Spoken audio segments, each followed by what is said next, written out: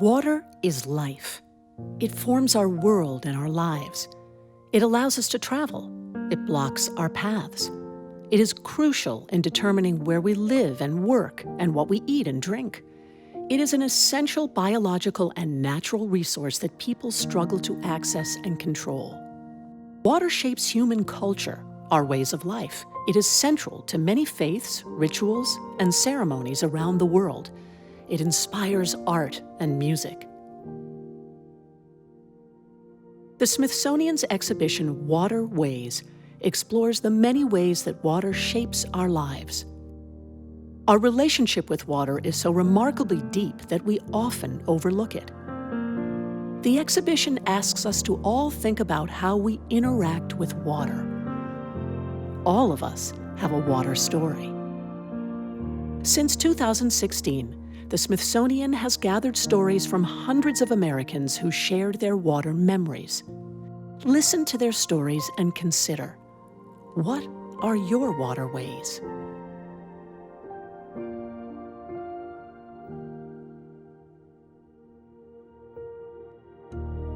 What is the source of your drinking water? Many Americans do not know. The vast majority of Americans, about 86% of us, rely on surface water, generally from lakes, rivers, and streams. Did you know that surface water accounts for only 0.3% of the Earth's water? Plentiful water is not always available to us. Drought can restrict water supplies. Growing populations put strains on water resources. Pollution can limit water sources. In many rural communities, residents rely on wells that tap into groundwater supplies like aquifers, which are underground reservoirs that accumulate over hundreds of years. A storyteller from Ohio talked about a childhood experience drinking clean well water in Minnesota. I remember drinking water out of the well at my grandparents' house, and it was amazing because it was way out in the country in rural Minnesota. And once you filled up your cup right out of the spigot outside, it was effervescent, it was bubbly, and it was really kind of fun. It would tickle your nose and was very refreshing. Of course, it was ice cold. But that was amazing to think that water could come out of the ground and have this kind of almost fizz to it. It was wonderful. Americans have learned over the past century, though, that our access to clean, usable water is far from guaranteed. No new water is being created. So we work to protect the water we have and develop ways to use it wisely. Water quality is a serious issue in many communities. Whether it comes from garbage, runoff, or other types of contamination, poor water quality not only has an impact on community health, but also on the economic and environmental sustainability of our hometowns. Farmer Mike Dretch told us that quality of life parallels water quality. One of my philosophies have always been, when you have good water, you have good life. You can look around you and where there's good water, good quality water, the way of life is great, and you can see around you where there's water that hasn't been treated or water that's not taken care of. Your life parallels that same.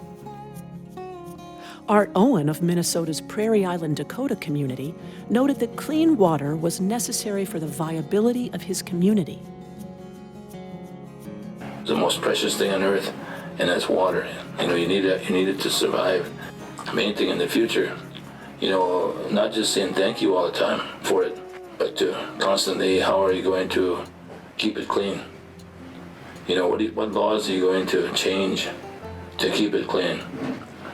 And what are you going to do with your programs to make sure that water quality is where it's at for your people? Millions of Americans strive to improve water quality. People are great problem solvers. Mariah Rufer, an aquatic ecologist, is committed to protecting water resources by training volunteers to collect water samples. The data gathered helps track area waterways. I got into this field from growing up in the summers on a family cabin at Leech Lake in northern Minnesota. When I was a young kid, I loved fishing, catching leeches, minnows, crayfish, and that love of those animals led me to a career in biology, and now I get to work with and protect the same lakes that I was working on when I was living with when I was a kid. We train the volunteers in the spring, and then each summer, once a month, they collect a water sample and bring it to our lab for analysis. And then we analyze the water samples for chemistry such as phosphorus and algae concentration. This valuable data that the lake volunteers are collecting is not just sitting in a drawer somewhere, it's actually being used for decisions and plannings in counties and states. So I feel like we're all working together to make Minnesota's lakes and rivers and streams as enjoyable as possible for us and for our future generations. Scott Glubb explained that clean and accessible water is a shared interest. You can't find anybody that doesn't say they don't want clean and abundant water. Everybody wants that. That's why I'm here, is water really is the key to all of this. It's not just wildlife habitat, but I view it as our future.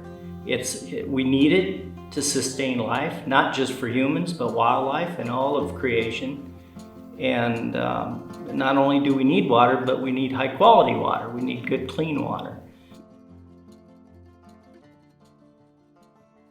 How are people working in your area to restore or protect local water resources?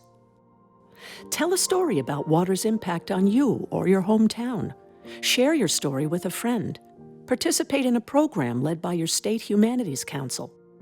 Or talk back to the Smithsonian by visiting museumonmainstreet.org and let us hear your water story.